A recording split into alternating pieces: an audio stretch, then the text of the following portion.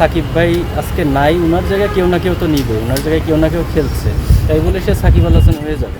একটা ম্যাচ দুইটা ম্যাচ দেখে আপনি সাকিব ভাই, তামিম ভাই, মুশফিক ভাইয়ের সাথে তুলনা করে দিচ্ছেন, জিনিসটা ঠিক না। কারোর সাথেই কারো তুলনা করাটা ঠিক না। আলটিমেটলি সাকিব ভাই আজকে নাই, উনার জায়গায় কেউ না কেউ তো নিবে, উনার জায়গায় কেউ না কেউ খেলছে, তাই বলে সে সাকিব আল হাসান হয়ে যাবে।